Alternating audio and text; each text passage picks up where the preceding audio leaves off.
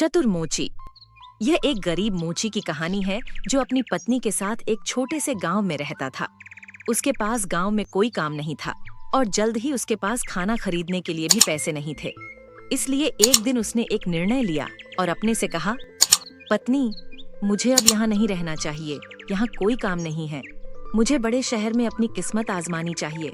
शायद वहाँ एक अच्छी नौकरी मिल जाए। मोची बड़े शहर में पहुँच गया। वह सड़कों पर घूमेगा और चिल्लाएगा कि नए जूते लाओ, नौकरानी लाओ।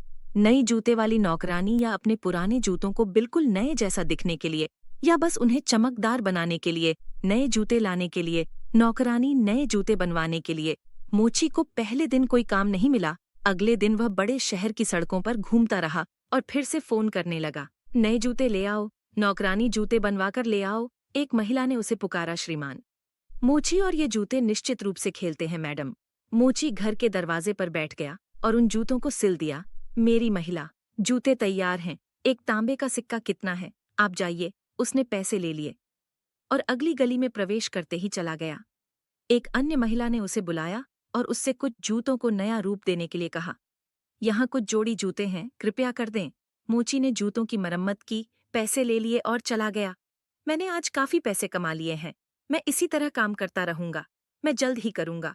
उसके पास गधा खरीदने के लिए पर्याप्त पैसे थे। उसने बहुत मेहनत की और कुछ दिनों के बाद उसने 4 सोने के सिक्के अर्जित किए। उसने उनमें से 2 के साथ एक गधा खरीदा और अगले दिन घर लौटने का फैसला किया। उसने अपना सारा सामान पैक किया और अपने रास्ते पर घर के लिए निकल गया।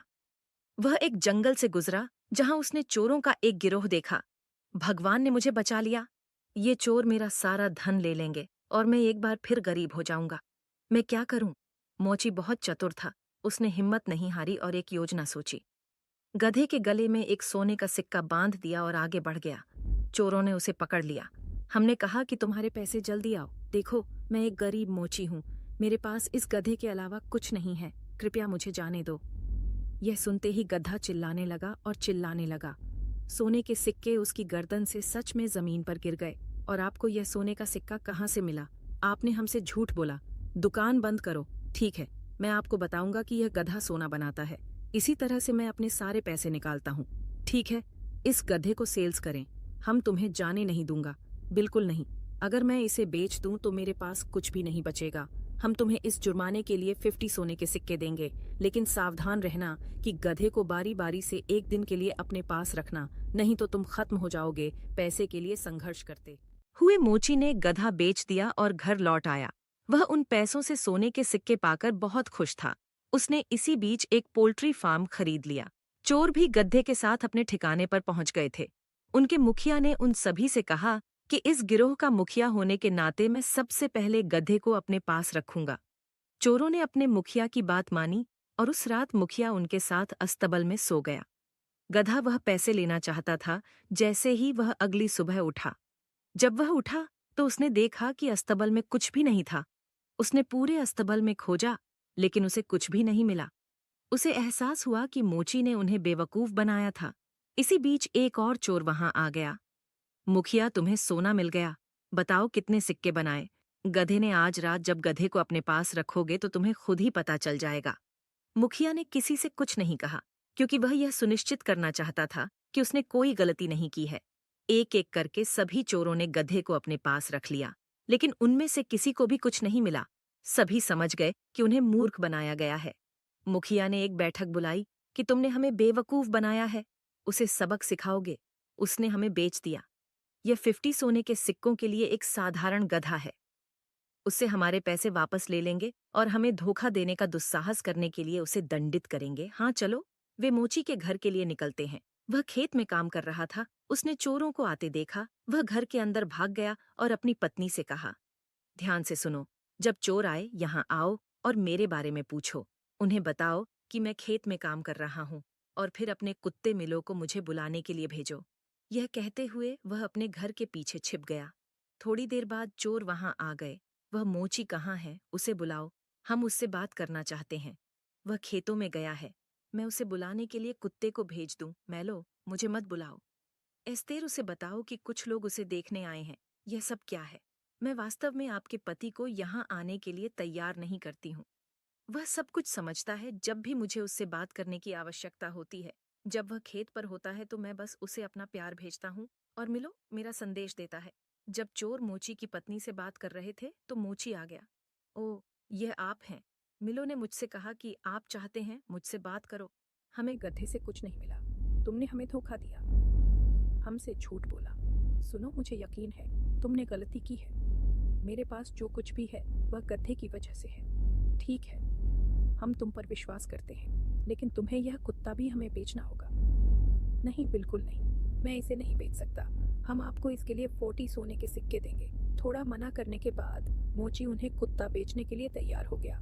चोर मिलो को ले गए और चले गए। जब वे गुफा में पहुंचे तो मुखिया ने घोषणा कि वह इसे रखने वाला पहला व्यक्ति होगा। कुत्ता उसके साथ था। बाकियों ने उसकी बात मानी और चले गए। मुखिया ने अपनी बेटी कैमिला को बुलाया। कैमिला सुनो, मैं काम पर जा रहा हूँ। अगर कोई मेरे बारे में पूछने आए तो मिलो को बुलाने के लिए भेजो।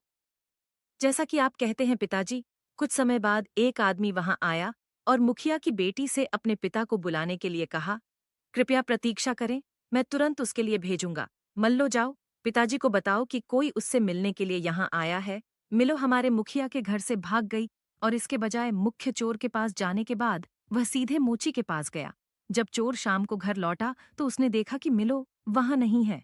उसे एहसास हुआ कि मिलो अपने मालिक के पास वापस चला गया होगा, इसलिए वह मोची के घर गया और मिलो के आने की बात सुनी। तुम हाँ, यहाँ वह है, मुझे लगता है कि वह मुझे याद कर रहा होगा। उसे थोड़ा समय दो, अंततः वह तुम्हें अपने स्वामी के रूप में स्वीकार करना शुरू कर देगा। मुखिया मिलो को अपने साथ वापस ले गया और उसे अपने एक साथी को दे दिया। अगले दिन मिलो सभी के साथ रहा, गिरोह के सदस्य एक एक करके, लेकिन हर दिन वह मोची के पास लौटते थे। सभी को एहसास हुआ कि उन्हें एक बार फिर धोखा दिया गया है। उन्होंने इस बार चर्चा की कि हम मूर्ख नहीं बनेंगे, ये है कि आप हमें सबक सिखाएं। इस बार वे मोची के घर पहुंचे, वे नहीं पहुंचे। मोची की किसी भी बात पर ध्यान दें, उन्होंने उसे एक बोरी में डाल दिया और उसे सबक सिखाने के लिए चले गए। मोची चुपचाप बोरी में लेट गया। रास्ते में वे एक चर्च के पास से गुजरे। चोरों में से एक ने कहा, कृपया, ये वास्तव में गर्म है, हमें आराम करने दें। चर्च में थोड़ी देर के लिए हम काम करने के लिए निश्चित रूप से शाम तक इंतजार कर सकते हैं। उन्होंने उसे वहीं छोड़ दिया और वे सभी चर्च के अंदर चले गए। यह चर्च पहाड़ी की चोटी पर था। एक सूअर चराने वाला वहां से गुजर रहा था, लेकिन उसने सूअर चरवाहे को एक विचार आते हुए उसे बिगाड़ते हुए सुना। मूची और वह जोर जोर से चिल्लाने लगा, मैं नहीं करूंगा, ऐसा नहीं करूंगा, मुझे छोड़ दो, मुझे जाने दो। सूअर चराने वाले ने मूची की आवाज सुनी और उसे जीवन में पुरस्कार मिला। उसने मूची से कहा कि इंतजार मत करो, जो हुआ, क्या तुम ऐसा नहीं करोगे? तुम्हें उस बोरे में डाल दो। वे मेरी शादी राजा की बेटी से कराना चाहते हैं, लेकिन मैं शादी नहीं करना चाहती। तुम्हें पागल क्यों बनाऊं और मैं तुम्हारी जगह होती? अगर ऐसा होता तो मैं उस राजकुमारी से जरूर शादी कर लेती। मैं तुम्हें बोरे में डाल दूंगा, जाओ और राजकुमारी से विवाह कर लो, लेकिन पहले मुझे बाहर आने दो। सूअर चराने वाले ने मूची को बोरे से बाहर निकाला और खुद उसमें घुस गया। मूची ने उसे बांध दिया और उसका बड़ा हिस्सा लेकर वहां से भाग गया। चोर आए।